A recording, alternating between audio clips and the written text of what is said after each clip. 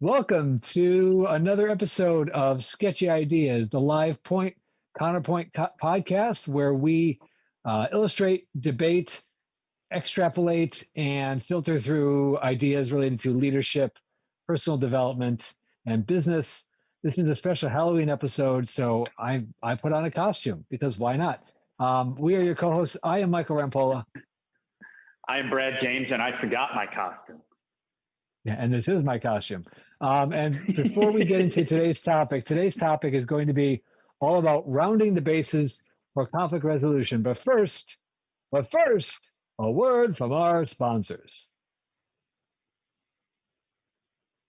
That's you, Brad. Go ahead, Mr. Rampola. Oh, okay. That's me? All right, I'll start. All right, yeah, you go.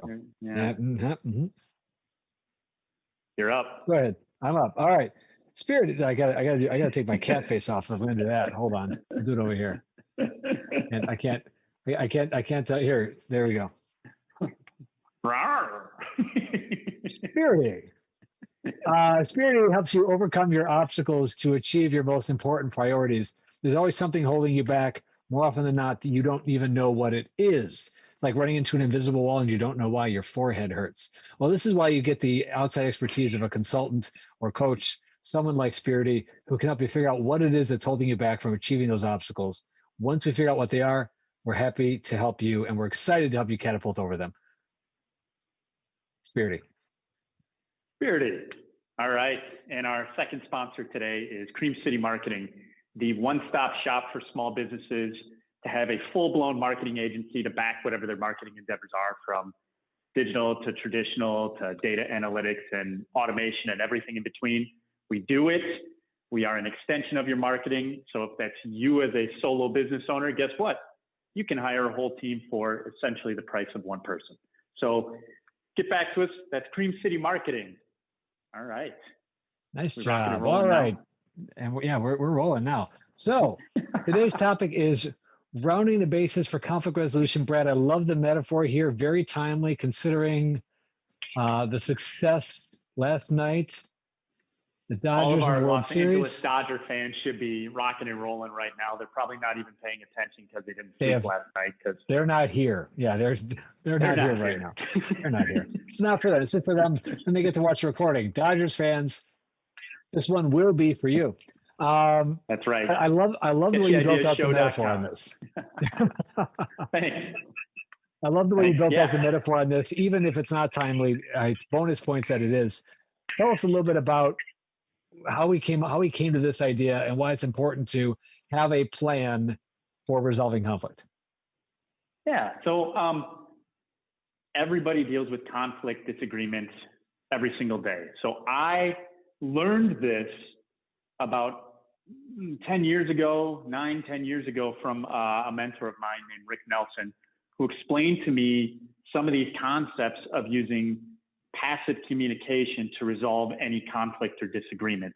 And this obviously is very important for a young, exuberant, youthful, young 20, mid 20-year-old guy who's been reliant in sports, and we've been trained on how to just bash through the wall and just there's no wall we can't blow through, right? Including Cream City brick wall. But this was a way for me to conceptualize, hey, this might be a better way to handle those tough situations or tough conversations, either as a facilitator or if somebody is coming to me and is open to having a courageous conversation about something that is wrong. And this was really important to me back then because, in your early 20s, you really don't know what's going on. So there were a number of times where that conflict came up with either bosses, managers, business partners, et cetera. And there wasn't really a path to get through it. And so those relationships either disintegrated or were nowhere near as strong coming out of those disagreements. And I think, at least for me, I think we can all say we've been there. And hindsight is always 20/20. And retrospectively, we all wish we could go back to some of those. And in other times, it also helped to alleviate the fact that maybe those relationships just were not quality, whether they were business relationships or friendships or whatever. So it was one of those things as like a filtering tool that in our toolbox of sketchy ideas, this is where this comes in. Nice. I like that.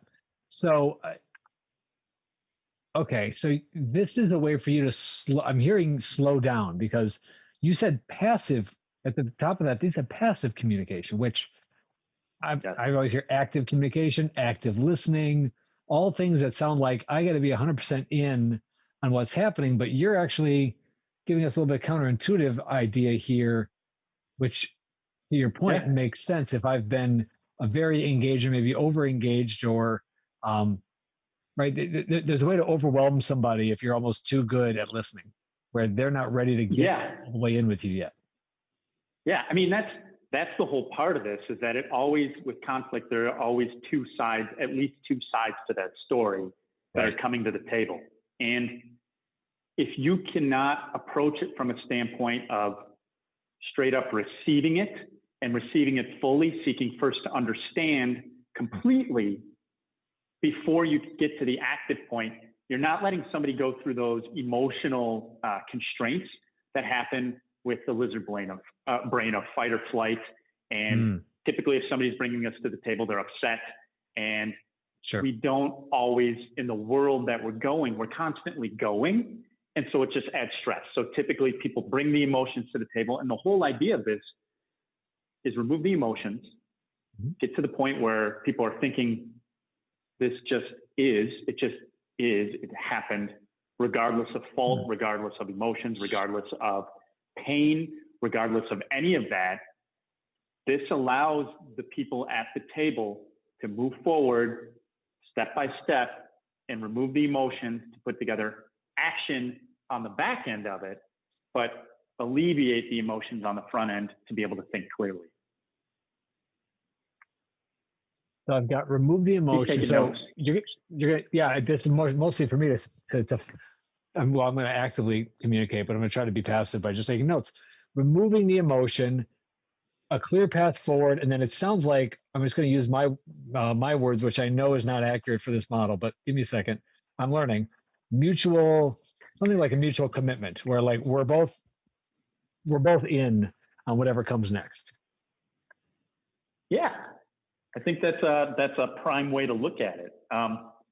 Because you have to gain agreement at each phase of this, and that's why this works. And it's very much if you can't gain agreement, you don't move forward.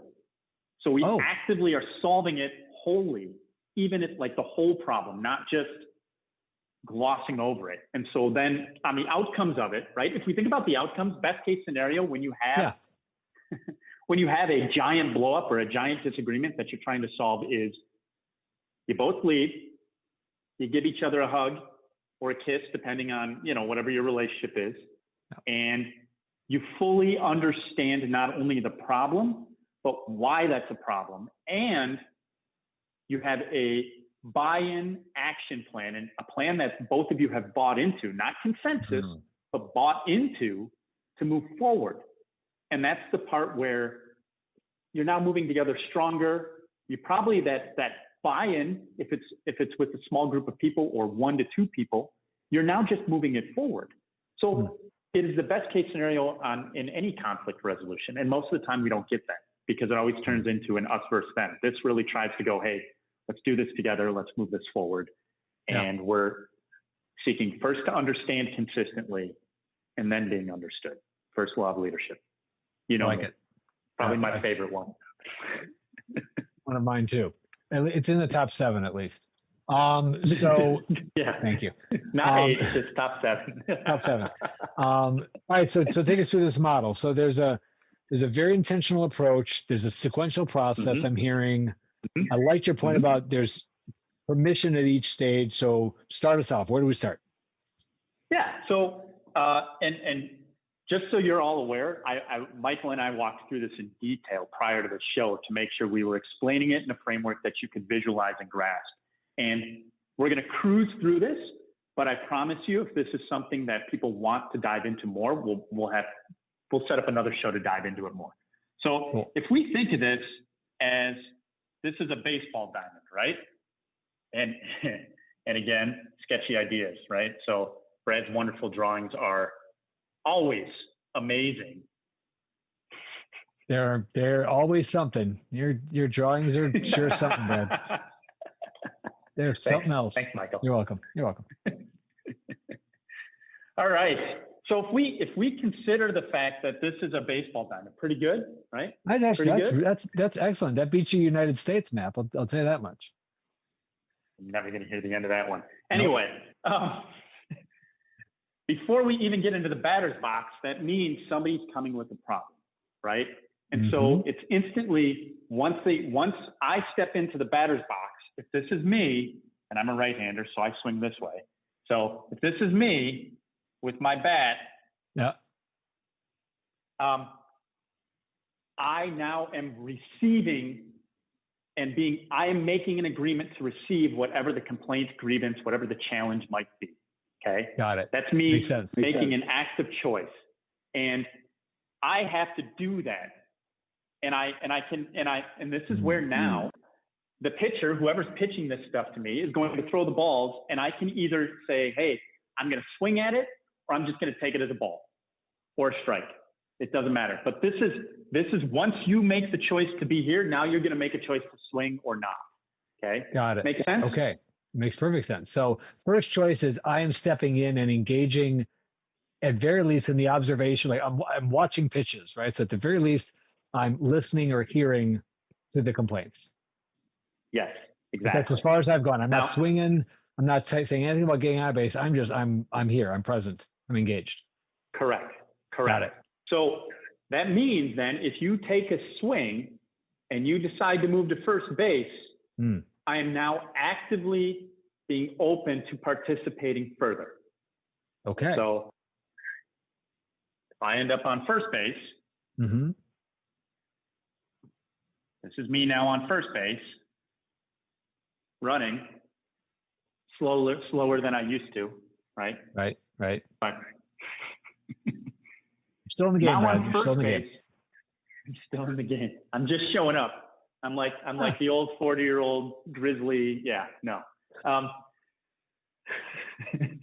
I'm on first base. Now I'm actively going to be listening and hearing what it is they're saying and taking an inventory of those items.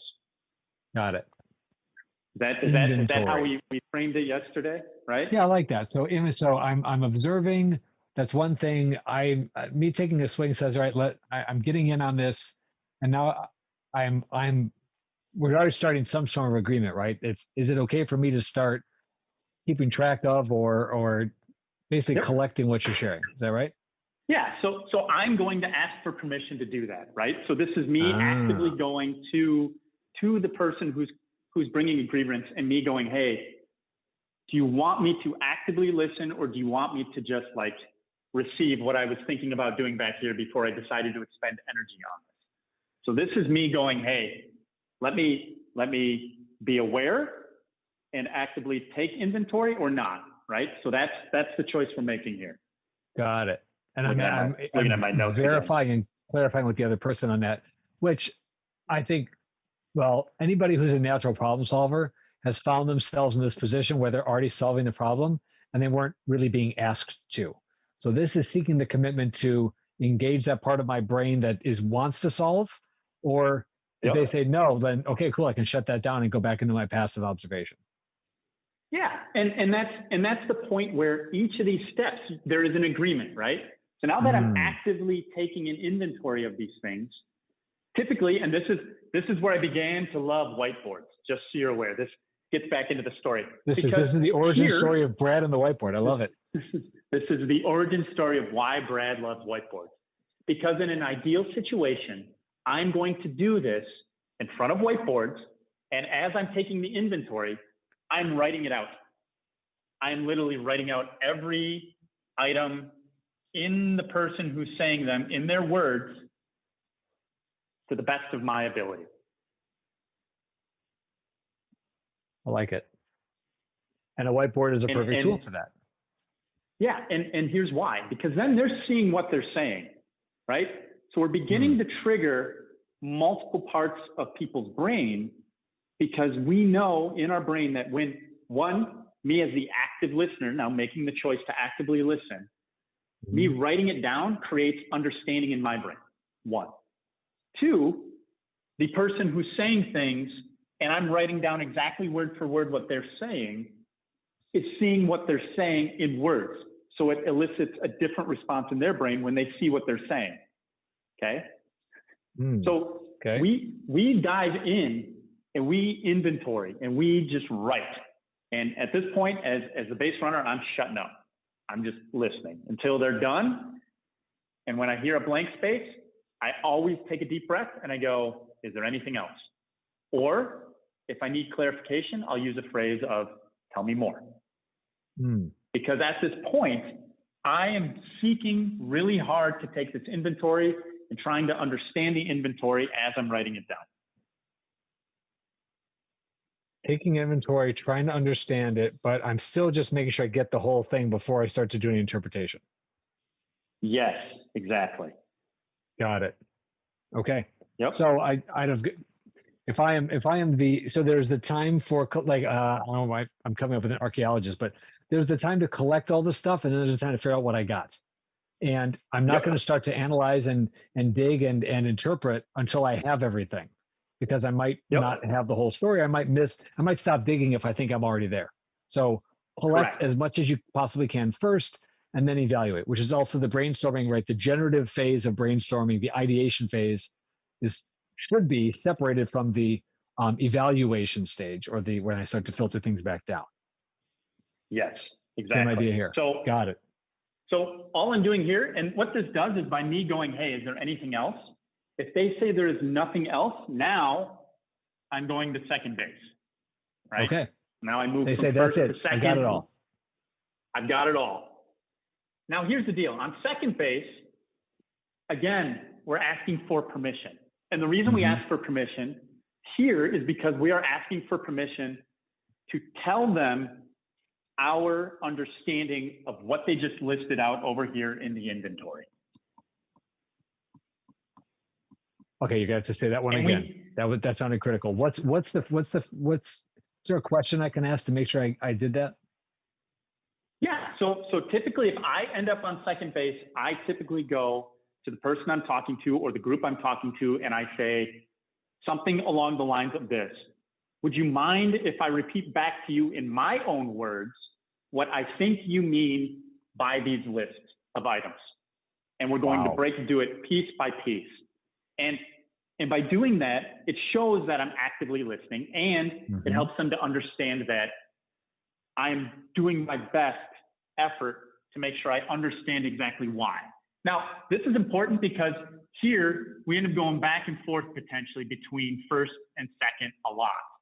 Because if I get to say bullet number 7, 1, 2, 3, 4, 5, 6, 7, right? And I go, so if I'm hearing you correctly, this is what I understand. And they say, no, that is not what I understand. Well, I got to go back. Now I'm headed back to first base, and I'm going, okay, tell me more. So this process between first base and second base really makes an important this is where you as the facilitator or you as the receiver, the passive communicator, is really trying to show the effort of you wanting to understand completely and fully. So other things that you could use are like, well, why? Sure. Or again, how does it make you feel? Root cause, 5 whys, fishbone, insert your favorite tool here. So I'm getting a couple of echoes. I'm getting one echo of another covey, which is go slow to go fast, which you're being very slow and deliberate here, probably slower than you, like you said, than you would be in your natural problem solver state. You're intentionally slowing yourself down.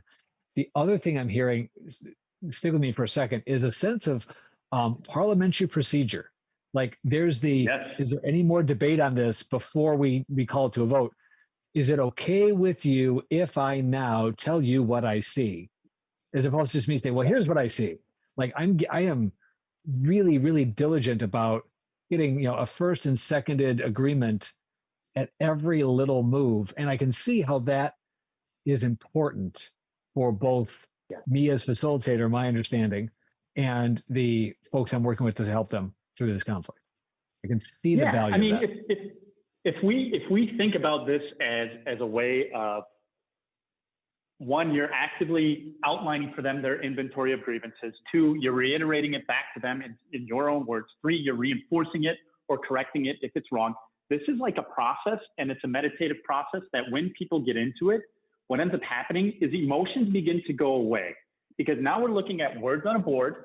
We're looking at explanation of something back to them, and they begin to understand that, okay, maybe in their own mind, as it continues to hear back to them, just like in meditation or meditative prayer or anything like that, by doing that, you have different insights after you do it multiple times. It's the whole throwback, right? Myelin sheath, you begin to break it down, you begin to wrap it up, and all of a sudden there's a disconnect, and you go, wait, that doesn't make any sense. Maybe I don't need to be angry about that one. Like, this is just me having a bad day and me going, oh, maybe I just need to be like. When I see it that way, when you put it to me that that's not what I said, and then people, that's not what I said, and people go, no, that's what you said. Oh. Yeah, and this is where this whole process has to be very much done in a passive environment, judgment-free zone. Lay it out there. This thing builds trust. Like, if you execute this well over time, trust it just happens. Okay.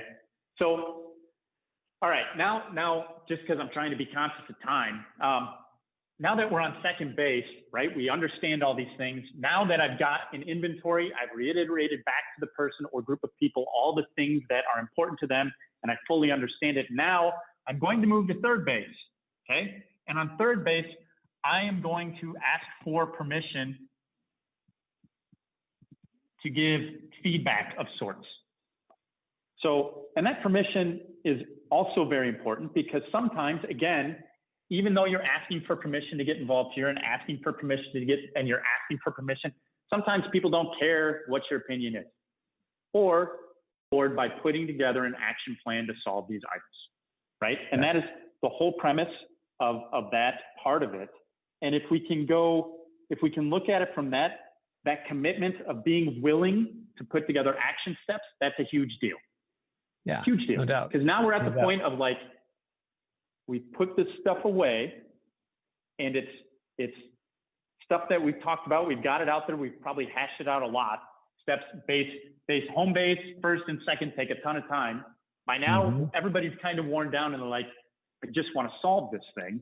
Cool. So now we're removing emotions, because now there's so much fatigue on, like, trying to just move the thing forward, that we can actively problem solve with this. And more often than not, the problem solving, we're asking for that commitment of problem solving, because if we ask for that commitment, now we can have the discussion here about, cool, let's solve problem for 2, 3, 4, 5, and so on and so forth. And so if we do that, there's still discussion here, right? Because my solution might be different than your solution. And so we're also negotiating a little bit. So until we find a solution where there's buy-in that we both buy into, we can't cross home plate. Can't do it. Till we find a solution. Okay. And it sounds like you even filtered through the things we're going to worry about. So if there was 1 through 7, it sounds like we might not even tackle all those things. Was that a part of this process too? Say that again? It sounds like we're not, like, once you get here's what I see and here's the feedback, we might not do all of that, whatever all of that is. Because I'm guessing once you start unpacking, there's a lot of stuff. So it seems like once you get to the end here, I can't possibly do or address every single thing that came up, because I'm going to have a full board or wall, so to speak, of all of this stuff. So I guess I missed the base where we decide what to worry about. Is that what it is? So yeah. Yep. Thank you. So we're going to end up prioritizing these. Tell me if I'm wrong. We said on third base, right? That's what we're prioritizing. Right. Yeah. So we're asking for permission, and we're prioritizing. Here's what I hear. Here's what I'm seeing. Which of these things are we going to spend time trying to solve? Yes. Yep. So if you and Michael brings up a great point, because quick, like if you think about this whiteboard room that I've got here and you think about all the whiteboards, there are conversations where this will literally take up walls and walls of whiteboards on first base. And unless you're going to sit there for 48 hours straight, there's no way you're going to do it. And by the time you get here and you're trying to prioritize and problem solve, people are too fatigued to even come up with things that solve it. So the biggest thing also about this is that by documenting it, you can always come back to this later. And you just have to go through the steps again, right? Yep. First base, second base, third base. You know, it's like a rain delay. So you can't always start on third base again, because the cool thing is after that rain delay, sometimes some more of the items on the inventory disappear because they're solved either based on your prioritization or not. So the other part with the prioritization that I know, when we were talking about this, Michael, you said, how do you prioritize it? Right. And sometimes there isn't an easy way to prioritize things because everything seems super important. So when that happens, you take the simplest one, right? Play small ball. Small ball is always a proven way to get people across home base. So play small ball, go for the easy runs, get the run, build momentum, and rally, right? So singles and doubles, eventually we score, as opposed to trying to hit a home run out on the first pitch. Correct. And eventually you'll get a home run and it'll just round the bases and you'll be good. Now we're good to go. All right. So I'm gaining agreement. I'm loving this. So I'm gaining agreement. I'm regaining agreement. I'm checking in. I might go back. I feel like this is a nice game of pickle where I might be going back and forth. I think I'm on my way to the next base, but I'm actually not yet. But it's important that I keep rechecking that, because this is one of those processes where assumption early, like this is, like you said earlier, you're putting the time investment up front. Free work prevents rework. So you're putting in a lot of time on home, first and second. By the time I get to third and coming around to score, I've got momentum built up on all of that exhaustive, intentional, meditative repetition that I started with. Yes. Yep. Interesting. I see the risk of wearing somebody's emotions down to the point of wearing them raw, so to speak. But I also see the value of getting this thing so clinically objective that the emotion has had a chance to fade away. So I imagine that's kind of a fine art. Yeah, and that's where you as the person who's receiving passively, patience is critical. The other thing that is really critical is you have to remove your personal bias. Because at the end of the day, you're just facilitating a discussion, right? So it doesn't matter what you think about these problems. It doesn't matter if in your head on bullet 5, you're like, oh, you disagree with them because they wanted to go wash their car on Tuesday and you want to wash it on Wednesday. Who cares? Right? Like remove any bias you might have and just receive it as this is what it is, because it's a perspective. And that perspective has a story behind it, roots in that story. And that story is going to drive whatever the person who is bringing the grievance to you is talking about. And you have to be able to do that. Otherwise, this whole thing doesn't work.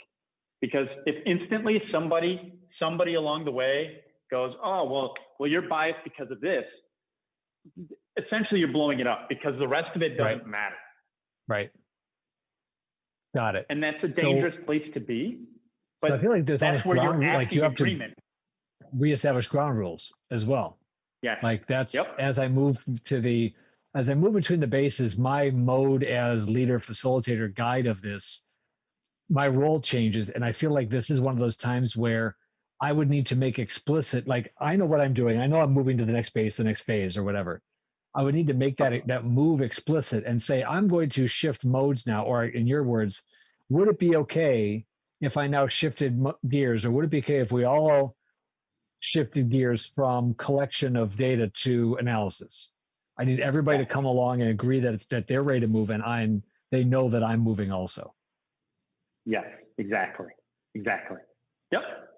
Which is going to feel like I'm overdoing it, but I'm actually not. I'm actually I can see how somebody early and okay, you tell me when you were first learning and practicing this practice, Did you try to skip stuff, try to go fast and stumble and discover why those things are important? Okay.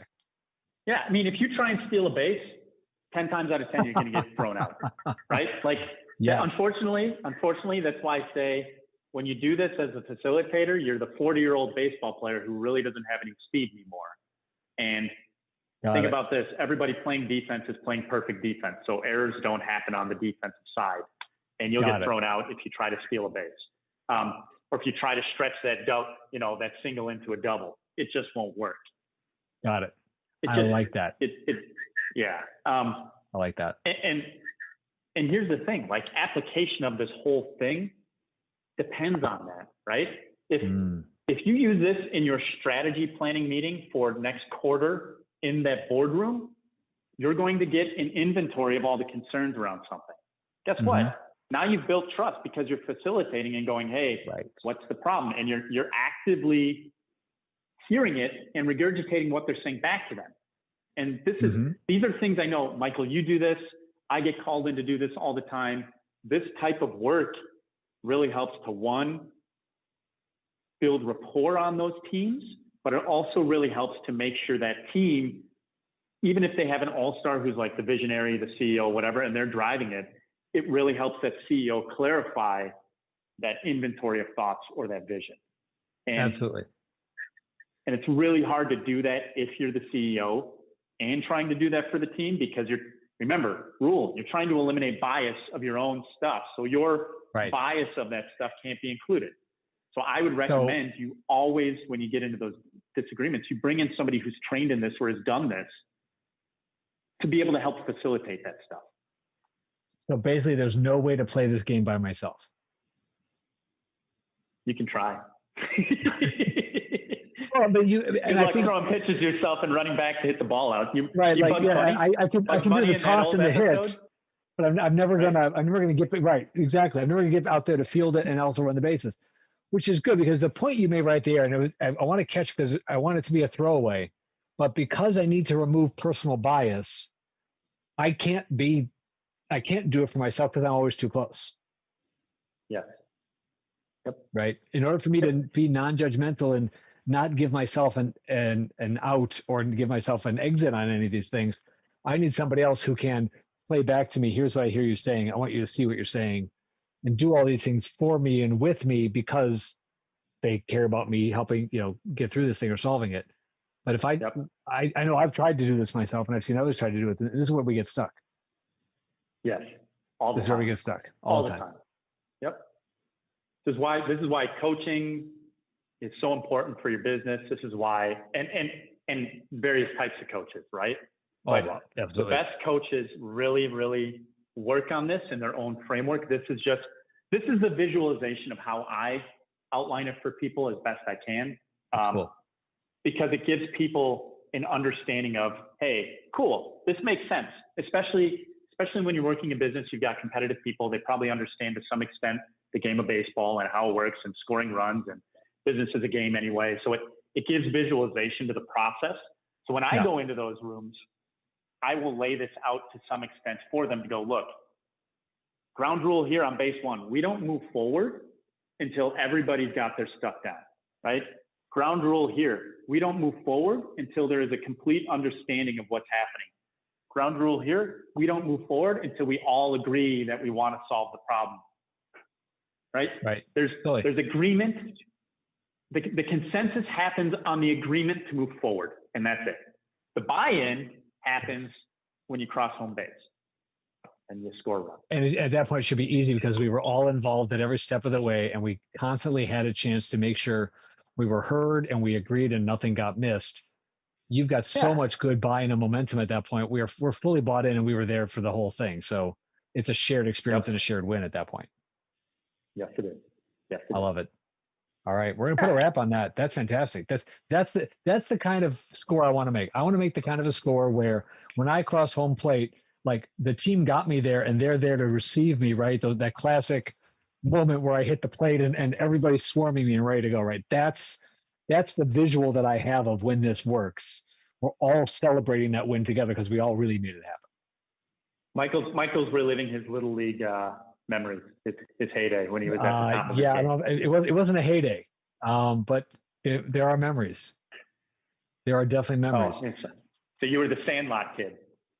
Something more like that. Yeah, I remember my T-ball home run. How about that? Does that count? There you go. I like There you it. go. I like it. All right, let's put a wrap on this, folks. Listen, this has been another episode of Sketchy Ideas, rounding the bases for conflict resolution. Brad, thanks for walking us through that framework.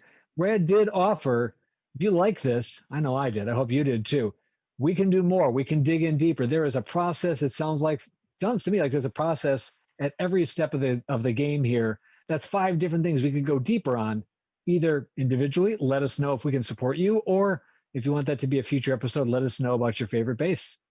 There you go.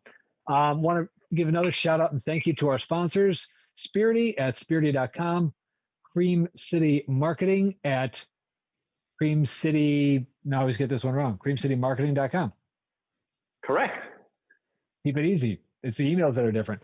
And also you can send us an email at info@sketchyideashow.com. Let us know what you like. Let us know what you don't like. And let us know your favorite baseball player from the 1980s. I don't know. Let's see what you got. What else we got? I think that's about it. Voice of God. Anything we forgot?